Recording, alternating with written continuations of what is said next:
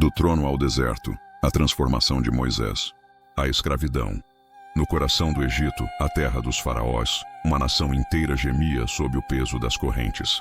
Os filhos de Israel, descendentes de Abraão, Isaque e Jacó, haviam se tornado escravos.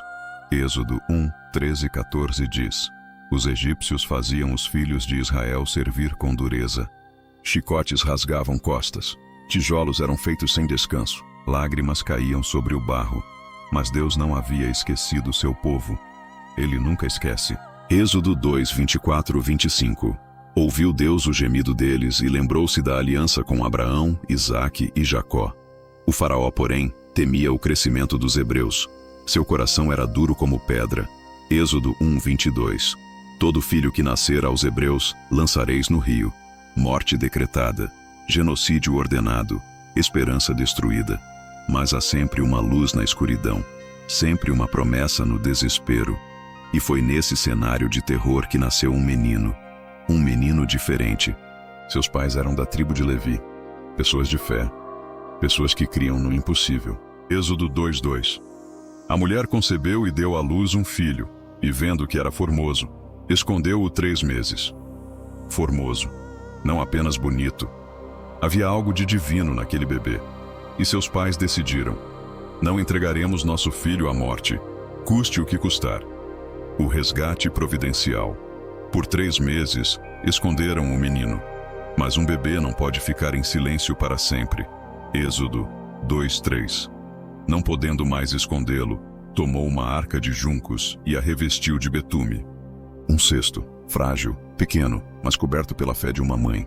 E ela o colocou entre os juncos, nas margens do rio Nilo, o mesmo rio que devorava crianças hebreias. A irmã do bebê, Miriam, ficou à distância, observando, orando, esperando. E então, algo extraordinário aconteceu. A filha do faraó desceu ao rio para se banhar. Êxodo 2, 5, 6. Viu a arca no meio dos juncos. Abriu-a e viu o menino. E eis que o menino chorava. Um choro que tocou o coração de uma princesa. Um choro que mudaria a história.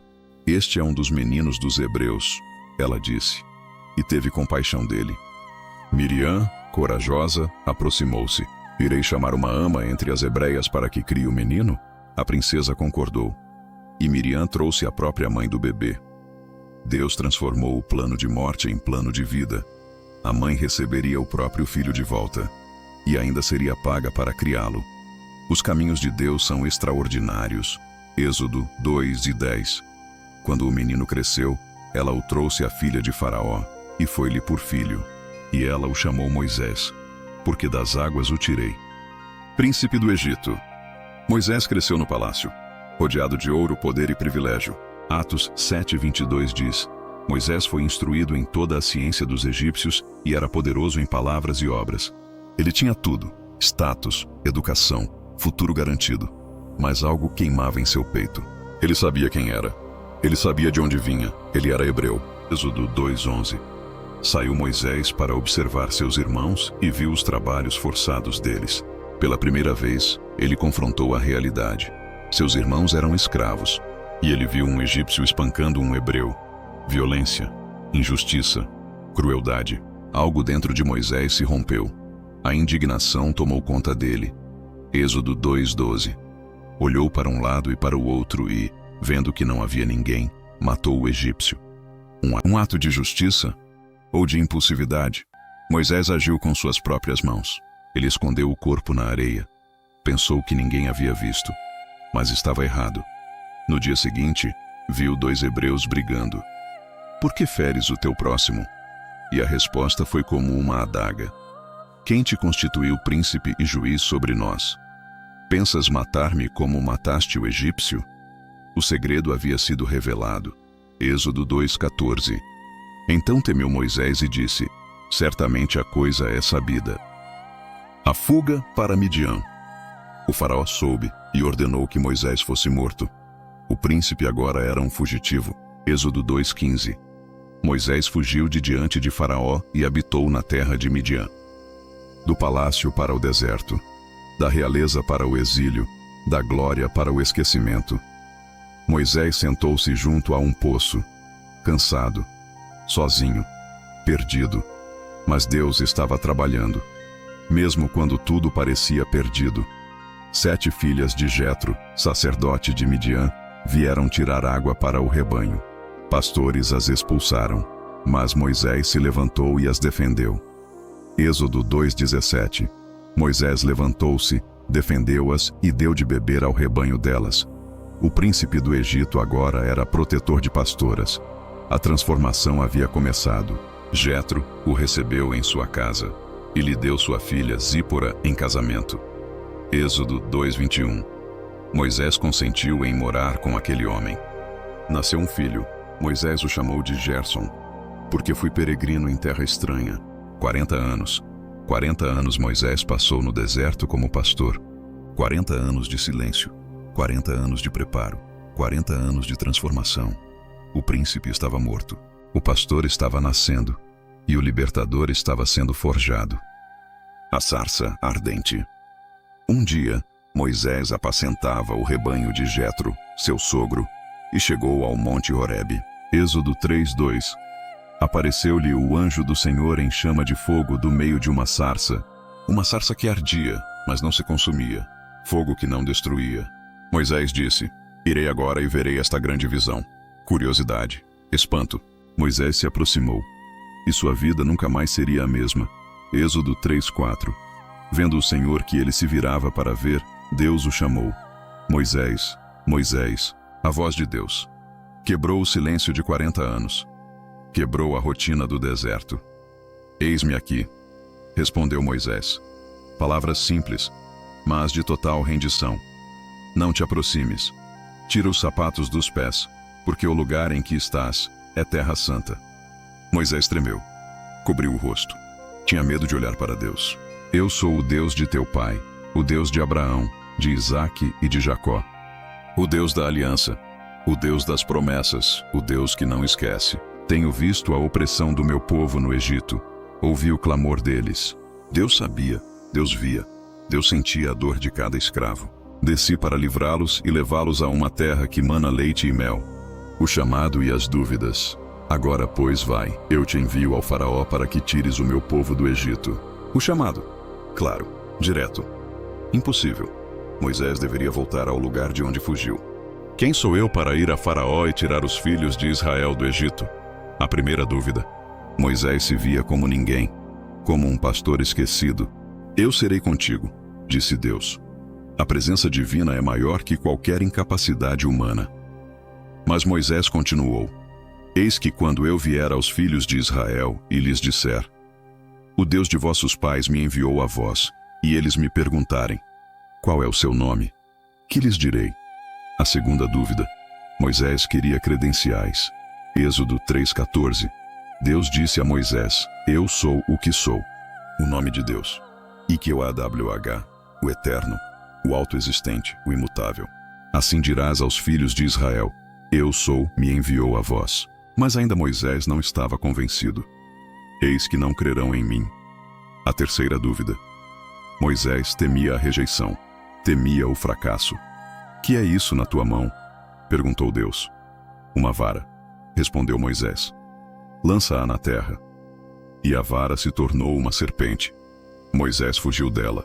Os sinais e a comissão. Estende a mão e pega-a pela cauda. Moisés obedeceu, e ela voltou a ser vara. Mete a tua mão no peito. Moisés meteu. Quando atirou, estava leprosa como neve. Torna a meter a mão no peito. E quando atirou novamente, estava sã. 2 sinais, 2 provas do poder de Deus. Mas Moisés ainda resistia. Ah, Senhor, eu não sou homem eloquente, sou pesado de boca e de língua. A quarta desculpa. Moisés alegava falta de habilidade para falar. Quem fez a boca do homem? Não sou eu, o Senhor. Deus estava perdendo a paciência, mas ainda assim mostrou misericórdia. Eis que teu irmão Arão falará por ti ao povo. Moisés finalmente aceitou, despediu-se de Jetro e voltou para o Egito. A transformação continuava. Moisés voltou ao Egito não como príncipe, mas como profeta, não com sua força, mas com o poder de Deus. Êxodo 4, 29 e 31. Moisés e Arão reuniram todos os anciãos dos filhos de Israel. Arão falou: Moisés fez os sinais, e o povo creu. Ouvindo eles que o Senhor havia visitado os filhos de Israel, inclinaram-se e adoraram. Mas o faraó era diferente. Seu coração era duro. Ele não conhecia ao Senhor. Êxodo 5, 1, 2. Assim diz o Senhor: deixa ir o meu povo. Mas Faraó respondeu: quem é o Senhor? Não conheço o Senhor, nem tampouco deixarei ir a Israel. E piorou a situação. Ordenou que os hebreus fizessem tijolos sem palha. O povo sofreu ainda mais. Moisés clamou a Deus: Senhor, por que maltrataste a este povo? Êxodo 6, 1. Agora verás o que hei de fazer a Faraó. Por mão poderosa os deixará ir. E começou o maior confronto da história. Deus versus Faraó. O Criador versus a criatura. Primeira praga: água em sangue. Êxodo 7, 20. Feriu as águas que estavam no rio, e elas se tornaram em sangue. Os peixes morreram. O rio fedia. Nenhum egípcio podia beber. Mas Faraó endureceu o coração. Segunda praga: rãs. Êxodo 8, 6. As rãs subiram e cobriram a terra do Egito. Rãs nas casas, nas camas, nos fornos, por toda parte. Faraó prometeu deixar o povo ir, mas voltou atrás. Terceira praga: piolhos. Êxodo 8, 17. O pó da terra se tornou em piolhos sobre os homens e animais. Os magos disseram: isto é o dedo de Deus. Mas o coração de Faraó permaneceu duro. Quarta praga: moscas. Êxodo 8, 24. Vieram enxames de moscas, e a terra foi corrompida. Mas na terra de Gósen, onde habitavam os israelitas, não havia uma mosca sequer. Proteção divina. Quinta praga: morte do gado. Êxodo 9, 6. Todo o gado dos egípcios morreu, mas do gado dos israelitas não morreu um. Recursos destruídos, economia arrasada. Mas Faraó permanecia obstinado. Sexta praga: úlceras. Êxodo 9, 10. Tumores que arrebentavam em úlceras nos homens e nos animais. A dor era insuportável, mas o orgulho de Faraó era maior que a dor. Sétima praga: saraiva. Êxodo 9, 23. O Senhor enviou trovões e saraiva, e fogo desceu sobre a terra. Chuva de fogo e pedra, destruição total. Pequei desta vez, disse Faraó, mas voltou a endurecer o coração. Oitava praga: gafanhotos. Êxodo 10, 15. Cobriram toda a terra e comeram tudo. Tudo o que a saraiva havia deixado, os gafanhotos devoraram. Fome total. Faraó expulsou Moisés e Arão. Guardai-vos, não vejais mais o meu rosto. Nona praga: trevas. Êxodo 10, 22. Houve trevas espessas em toda a terra do Egito por 3 dias. Trevas que podiam ser tocadas, mas os israelitas tinham luz em suas habitações. Contraste absoluto. 9 pragas, 9 demonstrações de poder. E ainda Faraó resistia. Mas a 10ª estava por vir. Êxodo 11, 4, 5. Assim diz o Senhor: à meia-noite passarei pelo meio do Egito, e todo primogênito na terra do Egito morrerá. A 10ª praga seria a mais terrível, mas Deus deu instruções para proteger seu povo. A primeira Páscoa. Êxodo 12, 3. Cada homem tome um cordeiro por família. Um cordeiro sem defeito, macho de 1 ano. Perfeição, inocência. Tomareis do sangue e polueis em ambas as ombreiras e na verga da porta. O sangue seria o sinal. O sangue seria a proteção.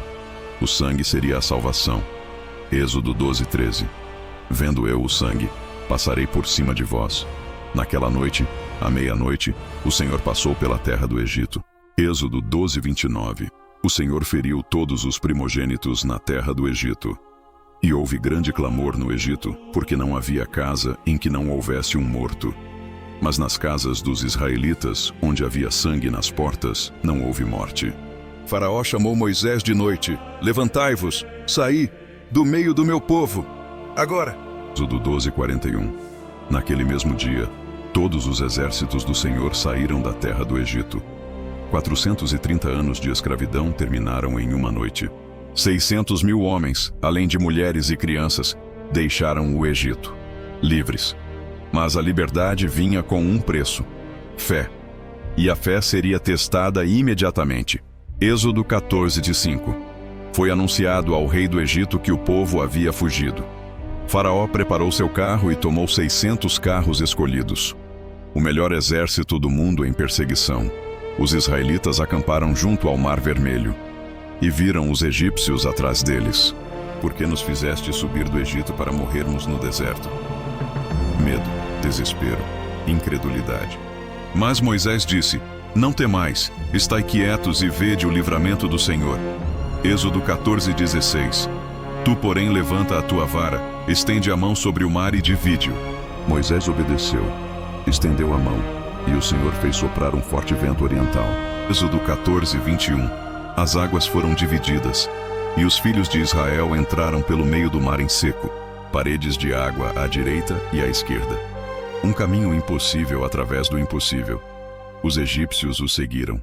Cavalos, carros, cavaleiros. Todos entraram no mar. Mas Deus perturbou o exército. As rodas dos carros se desprendiam. Fujamos diante de Israel. Tarde demais. Êxodo 14:26.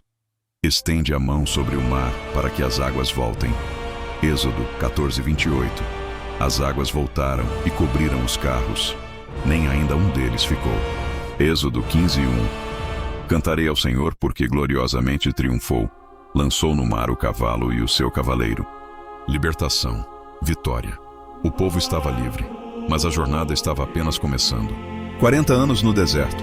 Deus alimentou o povo com maná do céu, pão dos céus. Deus fez jorrar água da rocha. Provisão diária. Misericórdia renovada a cada manhã. No Monte Sinai, Deus chamou Moisés e lhe deu as tábuas da lei. Êxodo 21:3. Eu sou o Senhor teu Deus. Não terás outros deuses diante de mim. Os 10 mandamentos. A lei de Deus. O pacto entre Deus e seu povo. Mas enquanto Moisés estava no monte, o povo fez um bezerro de ouro. Apostasia. Idolatria. Moisés desceu do monte, viu o bezerro e quebrou as tábuas ao pé do monte. Mas Moisés intercedeu. Perdoa o seu pecado, ou se não, risca-me do teu livro. Amor sacrificial. Deus ordenou a construção do tabernáculo. Êxodo 40:34. A glória do Senhor encheu o tabernáculo. Durante 40 anos Deus guiou Israel. De dia, coluna de nuvem. De noite, coluna de fogo. 12 espias exploraram a terra prometida. 10 voltaram dizendo: éramos como gafanhotos. Mas Josué e Calebe disseram: subamos e possuamos a terra. 2 vozes de fé. Por causa da incredulidade, Deus decretou 40 anos no deserto. Uma geração morreria, mas seus filhos entrariam. Até Moisés foi impedido de entrar. Em Cádiz, desobedeceu a Deus. Até os líderes prestam contas. No Monte Nebo, Deus mostrou-lhe a terra prometida. Eu te fiz vê-la, porém, para lá não passarás. Deuteronômio 34:5. Assim morreu ali Moisés, servo do Senhor. Deus mesmo o sepultou. Honra divina. Deuteronômio 34:10. Nunca mais se levantou profeta como Moisés, com quem o Senhor tratou face a face. Do trono ao deserto. A transformação de Moisés foi a obra de Deus. Seu legado permanece para sempre. Amém. Muito obrigado por acompanhar essa jornada conosco.